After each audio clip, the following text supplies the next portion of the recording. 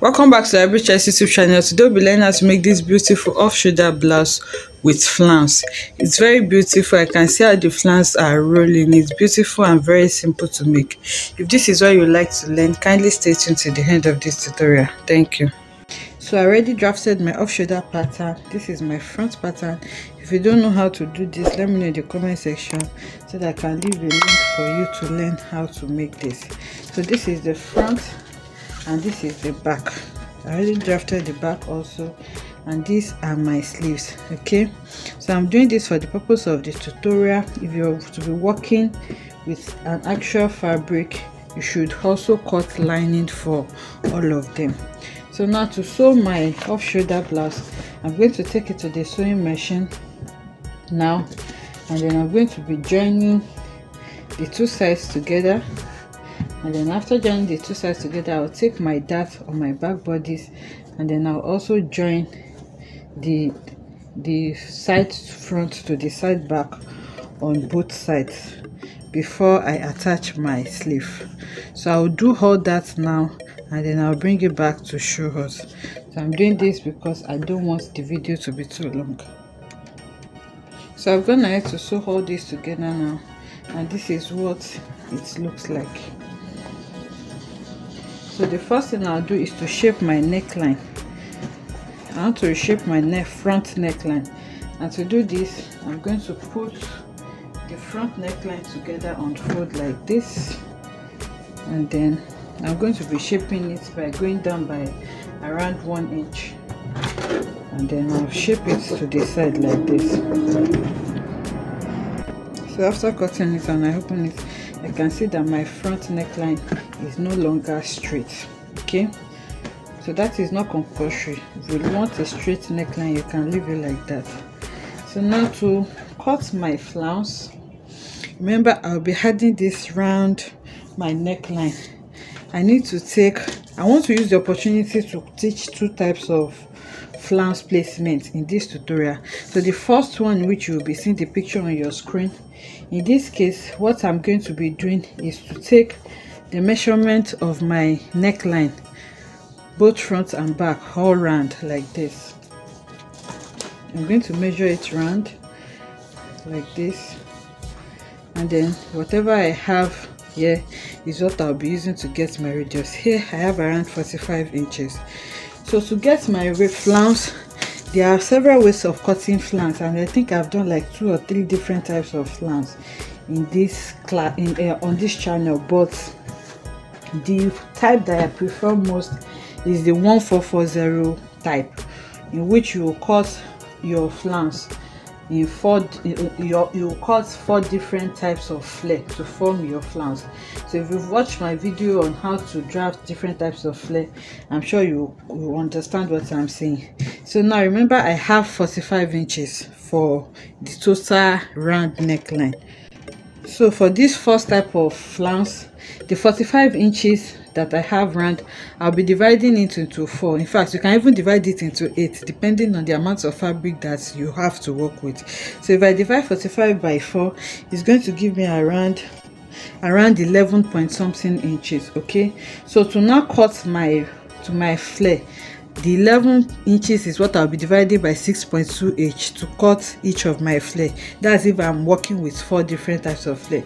But assuming I have enough fabric and I want to cut 8 different types of flare for the round, I'll first of all divide the 45 by 8, which is going to give me around 5 to 6 inches. So the 6 inches is what I'll be dividing by 6.28. So the 6.28 is the formula for getting the radius of a circle. Like I said, if you watch my video on how to draft a flounce, you understand this. So I have 45 to be my total. So is either I cut 4 flares or 8 flares to make up this 45, depending on the amount of fabric I have. Assuming I'm cutting 4 flares, it means I'll be dividing this 45 by 4, and it's going to give me 11 point something. So this 11 point something is going to be the circumference of each of my 4 flares. So to get the radius of this circumference, I will be dividing this 11 divided by 6.28, which is a constant. So what I have here is what my radius will be for each of my 4 flares. Likewise, if you are cutting 8 flare, you just need to divide your 45 by 8 inches, and then whatever you have, you can have around 5 to, let's say, 6 inches. So for each, to get the radius of each, you divide your 6 inches by 6.28, which means you have to cut 8 flares, which the radius will be 6 divided by 6.28. I hope you understand that. So after that, now when you cut your radius, let's say our radius is 2 inches, you measure 2 inches when you fold the flare, and then you measure the length of your flare. So if your flare is 5 inches, from here you measure 5 inches length, and then you cut out your flare. So you cut out, if you are working with four flare, you cut out 4 flares and then join them together. So after joining them together to make them one, that is when you will sew it around your neckline. So the picture that I'm showing you on the screen, if you look at the picture very well, you see that it has several layers of flare. So what you are going to do is that you are going to be cutting many flare. Okay, for each one you cut 4 for each round, so you cut many rounds of flare. Your radius is going to remain the same, but the length will differ. For example, the first one can be 3 inches in length, so the second one can be around 5 inches, the next one can be 6 inches, the next one can be 7, depending on how long you want it to be. So you cut several flanks together, and then you're going to join them together. Then for the ones that are longer, you place them on each other before you sew it round your neckline. Okay, I'm sure by the time we are doing the second one, you understand what I'm saying better. I just want to quickly explain that. So to the one that we'll be actually doing today, if you look at the picture very well, you will see that the flounce is not together round like the one I just explained. The flounce is cut in the middle, but it's separated in the middle at the center front here, which means that when I want to take my measurement, I'm going to start my measurement from the center front here, and then I'm going to stop at the center back for one side, and then the measurement I used for the first side will be what I'm going to be using for my second side. See, this is the same thing that I cut there. So from my center front now, I'm going to be measuring my neckline, my round neckline, to know what to cut for my flounce. Okay, so here I have 21 inches. So for each of the sides, I'll be using 4 types of flare. So remember, my total 21 is for half of my neckline. Half neckline is 21 inches, and I said I want to be cutting 4 flare. So 21 divided by 4 is going to give me around 5 inch. Okay, so it is this 5 inch that I'm going to divide by 6.28 to get the radius for my flounce. So 5 divided by 6.28 is giving me around 0.79, which is going to be my radius, okay, for each of my flounce. So now to cut my flounce, I'll be cutting double flounce, that's 2, which means the radius remain 0.79, but the length of one is going to be 4 inches, and the length of the other is going to be 5 inches. Like I said, this flounce is going to require lots of fabric. Okay, that is why I'll be doing just 2 layers. So I'll be working with this satin for my flounce, and then to cut out the flare, I'm going to be putting this fabric on fold by 4, like we call our normal full flare. Okay, so I've put the fabric on fold by 4. Now I'm going to measure my radius, which is 0.79. So there's no 0.79 on the tape, so I'm just going to be measuring it around the second to the last bar here. So I'll measure my radius here round, and then from my radius I'm going to connect to measure my length. So remember, I said the longest length is going to be 5 inches long, including allowance. So from the radius, I measure 5 inches here, and then I'll measure it round like that. So the same way I did this, I'm going to do for the short one also. So which means I'll be cutting 4 of these for my main fabric, and then 4 of it for my lining. That is 8 or 5 inches long. And then for the one of the short one, which is 4 inches long, I'll cut 4 of this for my main also, and then 4 for my lining. This is not up to 5, so I'll just use it to cut the one for 4 inches. so that I'm not going to be having shortage. You can see this is not up to 5 inches, it's already entering another fabric. So I'll cut the short one first, which is going to be 4 inches long. I'm using a marker, a permanent marker on this fabric, because my chalk is not so visible. So if you are drafting your fabric, you shouldn't use a marker for this, but because I'm doing a tutorial and I want it to be visible, that is why I'm using this marker. So after this, now I'm going to be cutting this out. So if you are using a separate lining, if you are not using the same satin for your lining, it means you just cut 4 of this and then you take it to the lining and also cut 4. But I'm using the same fabric for my lining and my main bodies, so it means I'll be cutting 8, 4 for lining, 4 for main bodies, and that is for only one side. Okay, remember we measured just one, we divided into 2, so that is for one side of the front bodies. So everything you are doing, you replicate it again for the other side of the front bodies. I hope you understand that. So I'll go off camera now and then cut all this and then add gum stay to it, so that it can be, if you have crinoline you can add it, but if you have gum stay, because of the way we cut the flounce, it's going to really fold well for us. You can see that it's already forming frills for us because we cut the radius very small. So I'll go over to I'll go over and cut out everything now and then bring it back to show us. So I've gone ahead to cut out my flares. This is the small one and this is the big one. Okay, this is length 4 inches and this is length 5 inches. And like I said, I went ahead to add my gum stay to it, as we can see. So I have 8 here for my main fabric and my lining. I added gum stay to the lining. I'm not going to be adding it to the main fabric. Okay, and I have 8 here also. That's 4 for main fabric and 4 for the lining. So if you have enough gum stay, you can add it to everything. And like I said, if you have crinoline also, you can add it to it to make it more coily. So now the next thing for me to do now is to open it up and then join them together. But the one that will be at the center front is not going to be like this. It has like a coily shape. So to do the coily shape now, I'm going to be drawing that shape here. So using my free hand, I'm just going to be giving it like a high-low effect, something like this.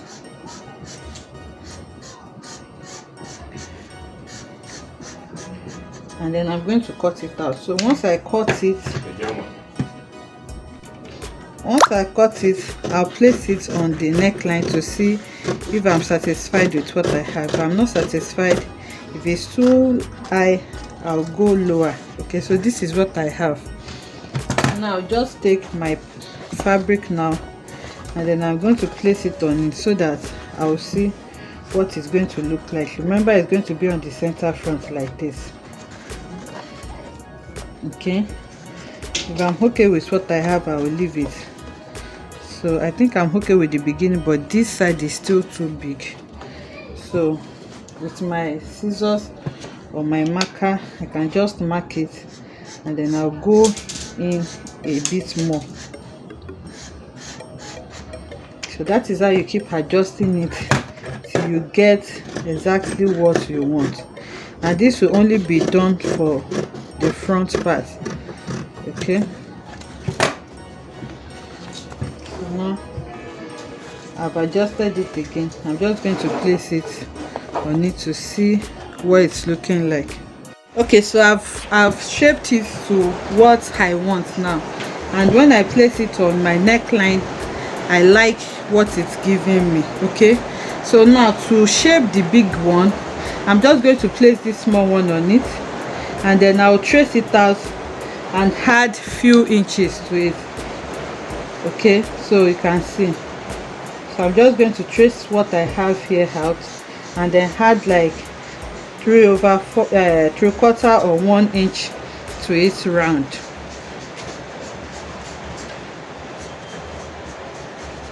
Okay, so this is what I have now. I can open this up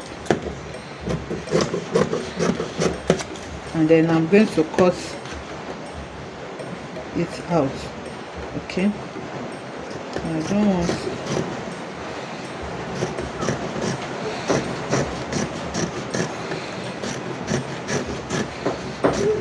so this consumes a lot of fabric, so I'll not be cutting for the other side. This one that I cut is what I'll be sharing for the two sides, and I will stop it wherever it stops, because this is a tutorial. It doesn't really have to reach the back bodies, because just this one I used around 1.5 yards for this, so I don't want to waste too much fabric. So this is what it will look like.